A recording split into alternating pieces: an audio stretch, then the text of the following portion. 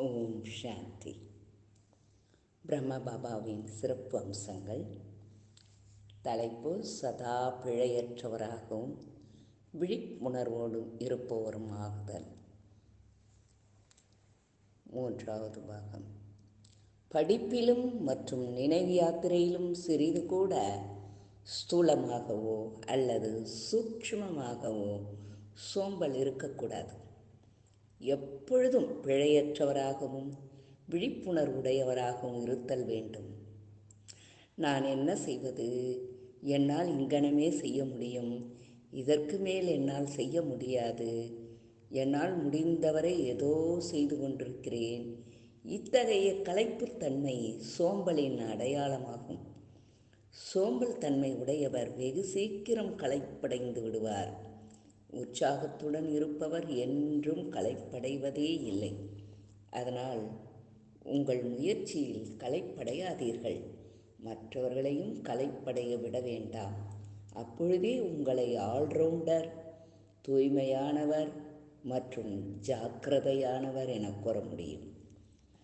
நான் தனியாக இல்லை, என் முன்னும் பின்னும் முழு ராஜ்யமே உள்ளது.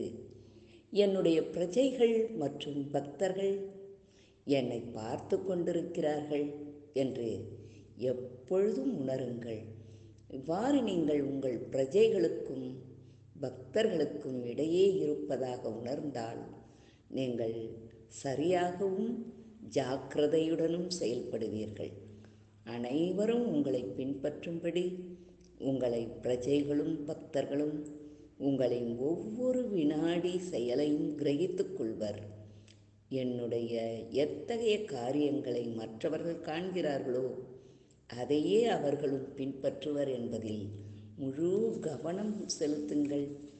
பிரம்மா பாபா எதையும் தள்ளி போடுவதில்லை, இதை இப்பொழுதே செய்ய வேண்டும் என்பார். இந்த முக்கிய குணத்தை அவரிடம் காண முடிந்தது. பாபா எப்படி அனைத்தையும் உடனே செய்து முடித்தாரோ அதுபோல் அனைத்தையும் உடனுக்குடன் செய்துவிடுங்கள். அப்பொழுதே விழிப்பானவர் என கூற முடியும். எப்படியாகிலும் செய்யத்தான் போகிறோம், அதனால் 10-15 தினங்கள் கழித்து செய்வோம் என நினைக்கக்கூடாது. இது சரியல்ல.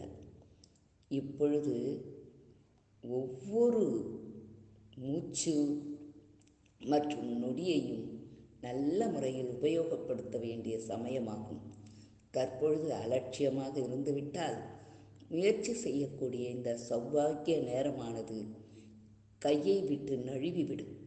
புருஷார்த்தத்தில் தென்படும் பலவீனங்களை உடனுக்குடன் அகற்றி விடுவதே புருஷார்த்தத்தின் மீது நாம் காட்டும் ஆர்வமாகும். பொதுவாக நாடக மேடையில் நடிக்கும் போது தன்மேல் முழு கவனம் கொடுத்து தன்னுடைய நடிப்பை மிக சரியாக செய்வார்கள். கவனத்துடனும் இருப்பார்கள். சிறு விஷயம் சரியாக இல்லாவிடனும் நடிகரின் நடிப்பு சிறப்பானதாக அமையாது. அதே போன்று நாம் இந்த எல்லையற்ற நாடக மேடையில் நடித்து கொண்டிருக்கிறோம். அனைவரின் கண் பார்வையும் நம்முடைய நடத்தையின் மேல்தான் உள்ளது. நாம் தனியாக காரியங்களை செய்து கொண்டிருந்தாலும் உலகின் முன்தான் இருக்கிறோம். இந்த முழு உலகின் 4 புறங்களிலும் உள்ள ஆத்மாக்கள் அனைவரும் நாலா திசைகளிலிருந்தும் நம்மை கவனித்து கொண்டிருக்கின்றனர் என்கிற உணர்வு நம்மை விழிப்போடு இருக்கச் செய்யும். சுறுசுறுப்பாக காரியம் செய்பவர் ஒவ்வொரு காரியத்தையும் முக்கியமானதாக கருதி அதில் வெற்றி அடைவர். அவ்வாறு செயலாற்றாதவர்கள் அதை பற்றி சிந்திப்பதில் மட்டுமே நேரத்தை வீணாக்குவார்கள். சுறுசுறுப்பானவர் என்பதன் அர்த்தம் சதா தயார் நிலையில் இருப்பவர் என்பதாகும். பாரமாகவோ சோம்பலாகவோ இருப்பவரை சுறுசுறுப்பானவர் என கூற முடியாது. உங்களுடைய முயற்சியிலும் சுபாவத்திலும் பாரமான தன்மை இருக்குமானால் காரியத்தை தனியாக சரியாக செய்து முடிக்க முடியாது. சுறுசுறுப்பானவர் என்பது சதா தயாராகவும் லேசானவராகவும் இருப்பவரை குறிக்கும். நீங்கள் லேசானவராக இருந்தால் உங்கள் கர்மமும் மேலும் முயற்சியும் கூட இலகுவானதாகிவிடும்.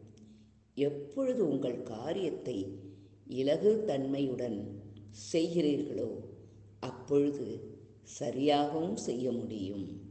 ஓம் சாந்தி.